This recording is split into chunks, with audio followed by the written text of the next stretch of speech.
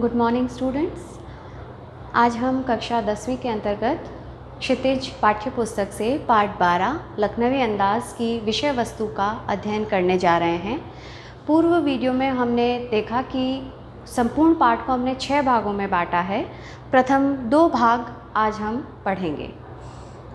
प्रथम भाग जिसका शीर्षक है लेखक की रेल यात्रा। आइए जानते हैं इसके बारे में लेखक ने क्या क्या बताया है।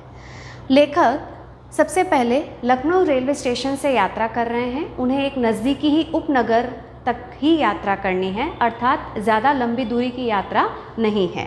ऐसे में लेखक चूँकि मित व्ययी प्रवृत्ति के हैं और एकांत प्रिय हैं, इसलिए उन्होंने सेकंड क्लास का टिकट खरीदा। मित व्ययी प्रवृत्ति से तात्पर्य है वह व्यक्ति जो बेहद सोच समझकर खर्च करता है। और साथ ही लेखक ने बताया है कि भीड़ से बचने के लिए भी उन्होंने ट्रेन का सेकंड क्लास का टिकट खरीदा। इसके अलावा सेकंड क्लास का टिकट खरीदने का उद्देश्य एक और भी रहा, और वो था कि नवीन कहानी निर्माण हेतु उन्हें चिंतन मनन करने का या सोच विचार करने का अच्छा समय मिल पाएगा, क्योंकि वो एकांत में बैठ कर के और किसी भी विषय पर, किसी भी वस्तु पर बेहतरीन तरीके से सोच सकते थे। साथ ही प्राकृतिक दृश्य खिड़की से निहारने का अवसर भी उन्हें प्राप्त होगा।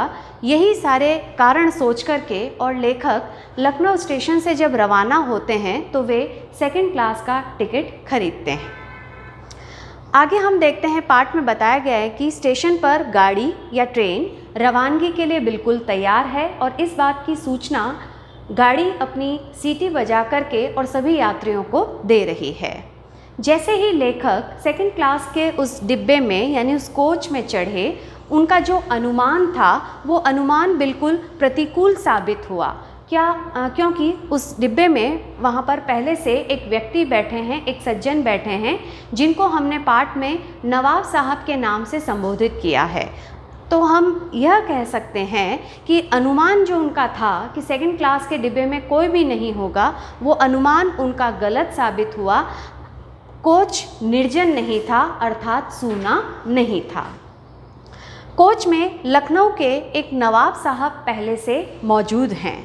नवाब साहब के सामने बैठे लेखक उन्हें बड़े गौर से देखते हैं, और नवाब साहब ने सामने टेबल पर तौलिए पर कुछ खीरे रखे हैं, जो उन्होंने लखनऊ स्टेशन से रवाना होते समय अपने साथ खरीदे।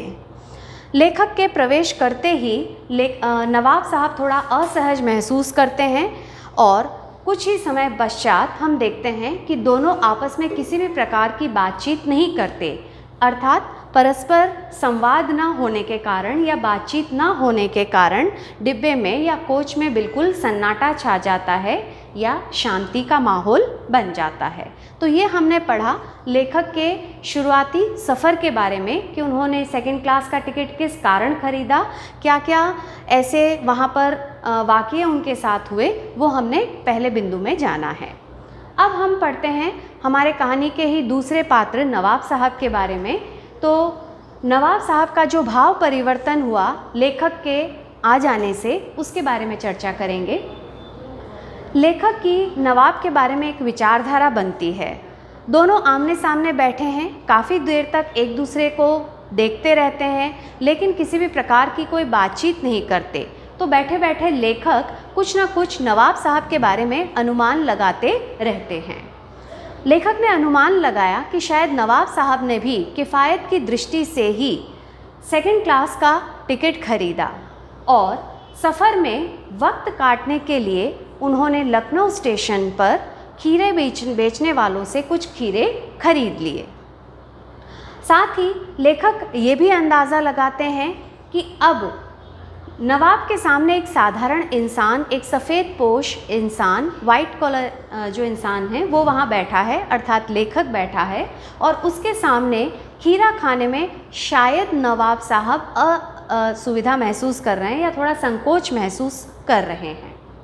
लेकिन कुछ समय पश्चात नवाब साहब निर्णय लेते हैं और खीरा खाने की तैयारी शुरू करते हैं।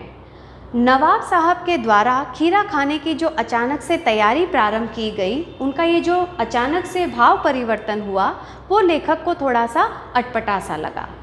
नवाब साहब ने खीरे को बाहर निकाल कर, धोकर, अच्छे से साफ़ करके पोंछकर उसे छीला, अंदर से उसको गोद कर उस पर उसकी फाँकें काटी और नमक मिर्च और जीरे का उस पर मसाला लगाया। कुछ समय पश्चात जब ये तैयारी उनकी पूरी हो गई तो उन्होंने लेखक को खीरा खाने का आग्रह किया, परंतु उस समय लेखक खीरा खाने से इनकार कर देते हैं। उसका शायद एक कारण यह भी बताया गया है पाठ में कि चूँकि प्रथम बार में दोनों के बीच कोई संवाद नहीं हुआ और लेखक के भी आत्मसम्मान को थोड़ी चोट पहुंची, वो आहत महसूस करते हैं। इस वजह से लेखक नवाब साहब के इस प्रस्ताव को खारिज कर देते हैं, अर्थात अस्वीकृत कर देते हैं। तो ये था हमारे दोनों महत्वपूर्ण बिंदुओं का सार। आशा है आपको इसके बारे में जानकारी अच्छे से समझ में आ गई होगी। आज के लिए इतना ही। धन्यवाद।